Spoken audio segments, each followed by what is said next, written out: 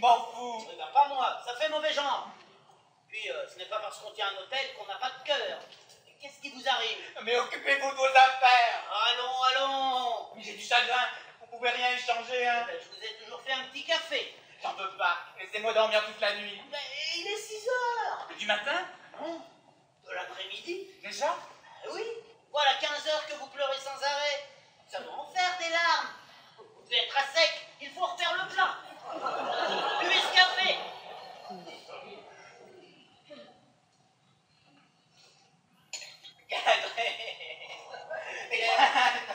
Qu'est-ce qu'elle vous a fait, cette Catherine? Elle m'a quitté. Oh, mais c'est rien, ça. Une de perdue, et puis, joli garçon comme vous êtes, et si jeune. Mais j'ai 300 ans. Eh bien, vous ne les paraissez pas. C'est ça, foutez-vous de moi. Catherine, reviens. Où est-elle, votre Catherine? Je ne sais pas. Elle m'a dit tu me dégoûtes, je ne veux plus te voir. Et elle est partie, je l'ai cherchée partout. Toute la journée, toute la nuit. Et vous avez échoué dans cette chambre. Oh, l'amour. Je veux mourir. Oui, eh bien moi, avant votre mort, je vais vous dire ce que j'ai fait il y a un quart d'heure.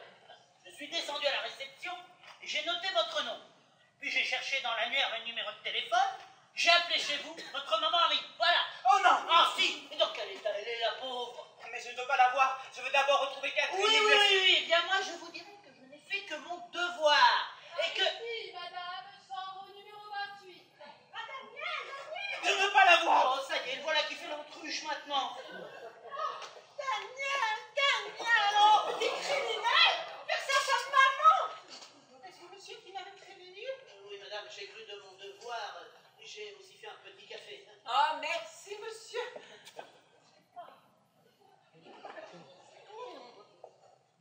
Permettez, maman, de vous embrasser. Un monstre! Voilà ce que tu es! Est-ce que tu imagines l'ambiance épouvantable qui règne à la maison? J'ai failli m'évanouir 4 ou 5 fois! Oh, si je n'avais pas eu notre vieille Thérèse, qui t'a connue au berceau, et son mari si serviable! Oh, si j'avais pas eu mon amie Gisèle, qui t'a couru aussitôt, tu la connais, je me jetais par la fenêtre! Oh, et monsieur Georges! Oh, lui, c'est la dépression! Et quel scandale! Oh, je ne devrais jamais te pardonner! J'ai passé une journée abominable! Et puis, oh, il a bien fallu que je m'habille. Mais oui, nous sommes le 8. C'est aujourd'hui que Patrick et Michel donnent leur cocktail d'ouverture. Je ne pouvais pas leur faire ça. Mais j'ai su cacher quelle joie! J'ai sauté dans un taxi. Daniel, tu pourrais me répondre. Enfin, c'est maman qui est là. Ne boude pas, ne te cache pas la figure. C'est le chéri de ta maman. Dis-moi un mot, juste un mot. Catherine. Ah, pas ça, non. Cette horrible petite gamine. Non, toi, élevé chez les pères, tombé amoureux d'une guenon sans envergure. C'est pas vrai. Catherine est très jolie, elle prépare son doctorat en pharmacie. Elle ratera ses examens. Pourquoi? Je lui ai jeté un sort.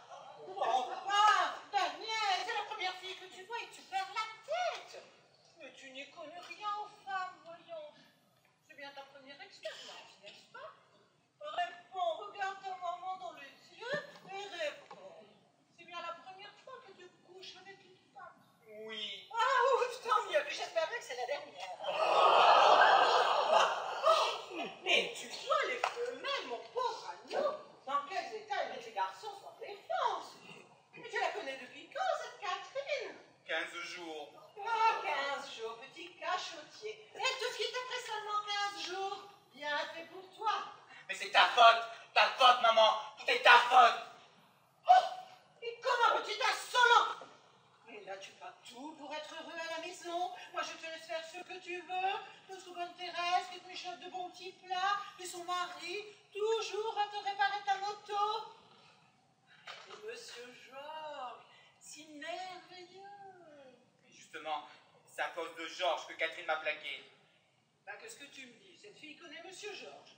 Non, mais je lui en ai parlé. Parlé? Oui, alors Catherine a hurlé. Et elle m'a crié, oh je ne veux plus te voir, je fiche le camp, tu n'es qu'un PD. Oh, elle a osé dire ça de toi? Oui, un PD. Enfin, mon ange, comment l'a-t-elle su? Ben je lui ai dit, tout dit. Ah, si elle y a fait la preuve, elle a débarrassé notre vie de sa présence indésirable. Maman. Oh, je suis là, ta maman est là. Maman. Oh, maman, je suis. Je veux plus être homo. Oh, si tu as la dépression, ne dis donc pas n'importe quoi. Enfin, ne plus être au moins. Voilà une idée saugrenue. Fais plutôt confiance à ta maman qui connaît la vie mieux que toi. Oui, je me félicite depuis la mort de ton pauvre papa. Il me voit de là-haut, il m'approuve, je le sais. Je me félicite de t'avoir élevé dans la méfiance du sexe féminin. Pour te garder de toutes ces aventurières, n'avons-nous pas trouvé un ami merveilleux pour toi? Monsieur Georges, si délicat, si gai, si prévenant, si riche. J'en veux plus de Georges. Bah pourquoi? C'est une vieille pédale. Il est pédale à 38 ans et joli garçon comme il est. Ah mais ça c'est la meilleure. Je te souhaite seulement d'être aussi bien conservé que lui à son âge. Georges rentre dans des blue jeans taille 38. Allons, un peu de tact, petit ingrat, s'il te plaît. Et crois-tu que ce serait avec la pauvre petite pension de ton papa que nous aurions pu sauver notre hôtel particulier et nous payer 2 domestiques?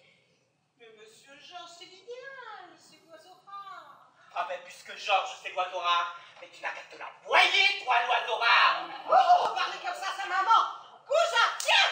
Oh, quelle déception, tu es pour moi. Peut-être que je dis la vérité. Mon vrai fils, c'est monsieur Georges. Monsieur Georges, lui, c'est un pur, un vrai. Pas un voile et à vapeur, mon regard. Pour monsieur Georges, l'homosexualité, c'est une vocation, pas une erreur de jeunesse. Pour lui, la femme ne peut être qu'une maman, une religieuse, une prostituée, rien d'autre, pas de malentendu. Monsieur Georges, il a de l'honneur. C'est un vrai pédéraste d'avant-guerre. C'est d'ailleurs bien pour ça que monsieur Georges est admis dans le tout Paris. Et tu devrais prendre exemple sur lui, au lieu de te débaucher avec des femmes petites dégoûtantes. Eh bien, tu te marieras avec ta Catherine. Tu iras à l'usine, travailler comme tout le monde. Et vous pondrez une 12aine d'enfants. Mais ne compte pas sur moi pour que je promette tes rejetons au parc Monceau en poussette. Ah, ça non. D'abord, poussette d'enfant, t'affiches un tel coup de vue à une femme. Merci. Parce que c'est ça l'avantage d'être la maman d'un homo, comme ils disent. On n'est jamais grand-mère. On reste toujours jeune avec un fils célibataire. Ça, c'était un beau rêve que j'avais fait. Tu as tout piétiné avec ta Catherine. Mais elle est gentille, Catherine. Ah, gentille. 8 jours après votre mariage, elle me claquera votre porte au nez, tu penses? Une belle fille gentille. Je t'en parle en connaissance de cause. Hein. Si tu savais le calvaire que j'ai fait endurer à ma belle-mère. Ah non, non, je ne veux pas une femme en face au temps. Ce n'est que Georges et toi. Mais toujours, vous m'avez emmené avec vous à Venise, au théâtre, aux vacances, au restaurant. C'est pas une belle fille qui aurait fait ça. Et qui, par galanterie pour mes 40 ans, m'offrirait 33 roses. D'accord, mais la morale. Mais ne détourne pas la conversation. Réfléchis. Depuis 5 ans que nous connaissons monsieur Georges, n'avons-nous pas été heureux tous les 3? Mais j'étais jeune, je ne savais pas bien, j'avais jamais rien vu. Maintenant je suis grand, j'ai vu, et je ne veux plus être homo. Mais entendre ça, c'est une honte, mais tu n'es pas normal. Mais enfin, j'ai quand même bien le droit de ne plus vouloir être homo. Non, cette petite contestataire. Ah, si ton papa te voyait me tenir tête. Ce pauvre monsieur Georges qui est dans un état. Mais Gisèle et moi, nous l'avons veillé toute la nuit. Vous craignez le pire. Non, je ne serai plus pédé, je ne veux plus être pédé. Mais arrête de me jeter cet affreux mot au visage. Un mère contenable ne doit pas entendre un mot aussi cru. Eh bien d'abord, pourquoi est-ce que tu ne veux plus être homo? J'ai essayé une fille, Et alors? c'est mieux. Comment ça, mieux? Ben, plus agréable.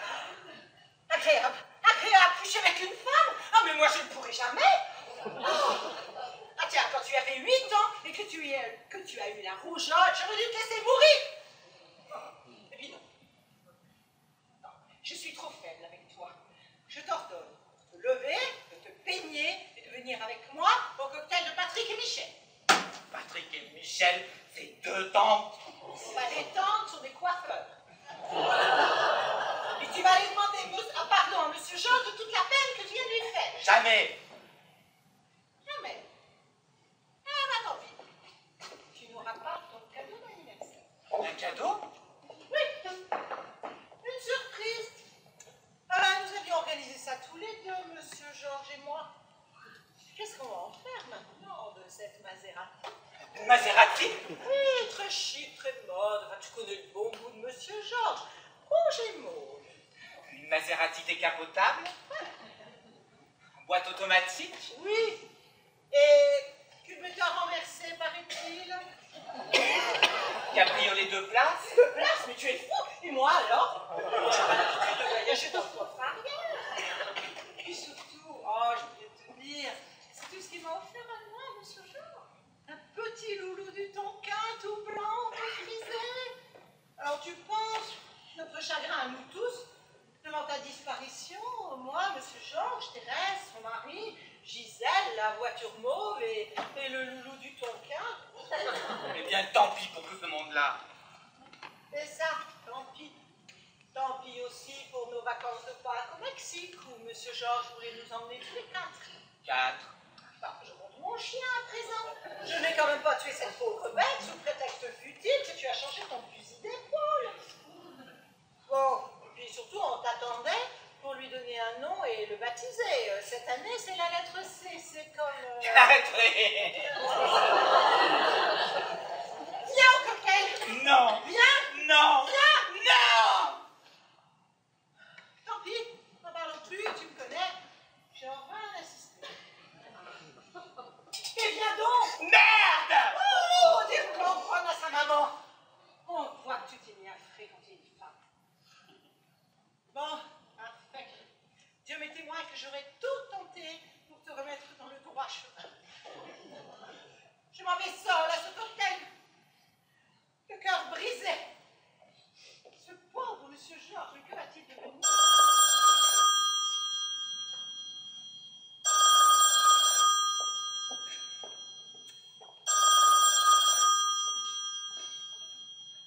Allô? Oui, oui, c'est moi. Oui, ma bonne Thérèse. Oui, j'ai retrouvé Daniel. Elle s'inquiète, la pauvre. Oui. Mais qu'est-ce qui vous arrive? Pourquoi est-ce que vous sanglotez? Expliquez-vous. Quoi? Qu'est-ce que vous me dites? Quand? Dès que j'ai quitté la maison pour venir ici? Oh non, mais c'est pas possible, monsieur Georges. Non, c'est pas possible. Mon Dieu, quelle horreur. Je rentre tout de suite. Tout de suite. C'est un cauchemar. Je suis anéantie. Maman, dis-moi la vérité. Georges, il ne sait tout de même pas. Je viens d'apprendre une chose horrible. Depuis 2 mois, Georges était l'amant de Gisèle, ma meilleure amie. Ils sont partis ensemble. Comment ça, ils sont partis ensemble? Dans un mot que monsieur Georges a osé laisser à Thérèse, il lui explique qu'il a découvert l'amour normal. Parce qu'il s'était forcé à être homosexuel pour réussir dans la décoration. J'ai soufflé. Quoi? Georges était l'amant de Gisèle? Ouais, je suis ton amie, je suis écœurée. Ah, quel salaud depuis 2 mois! Mais j'y pense. Et puisque tu ne connais ta Catherine que depuis 15 jours, et le cocu, mais c'est monsieur Georges, c'est toi, mon beau chéri. Oh, maman. Avec ton oiseau art, monsieur Georges, tu repasseras pour un vrai pédéraste d'avant-guerre. J'ai dû me tromper d'une guerre. Jeune homme, une bonne nouvelle. Votre demoiselle Catherine est en bas, elle est en pleurs. Elle veut monter vous demander pardon, elle dit qu'elle vous aime. Qu'est-ce que je dois faire? Oh, Catherine, mon amour, j'arrive! Oh, ma chérie, je t'aime, Catherine! Oh, vive les femmes! Vive les femmes! Vive les femmes! Eh bien, madame, tout est bien qui finit bien. Vous devez être très heureuse. Heureuse, heureuse, mais je suis crucifiée, monsieur. Je viens de perdre mes 2 fils, emportés par des femmes. Et qu'est-ce que le monde va devenir si les homos abandonnent leur maman pour épouser des femmes? Ah non, non, non, non. Voulez-vous que je vous dise, monsieur, il n'y a plus de morale.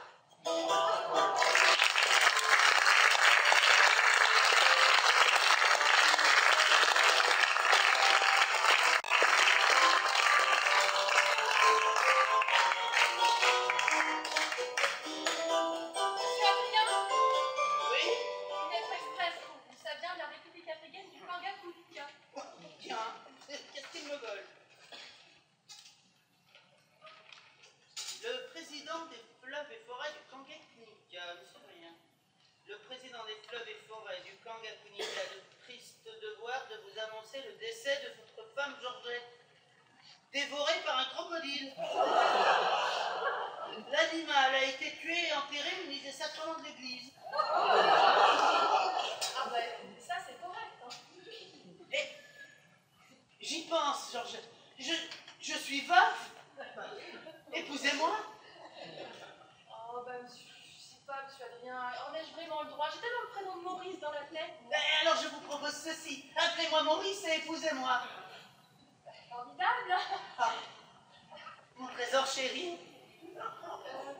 À propos, De quoi? puisque je deviens votre femme, je vais devoir tenir la caisse, non?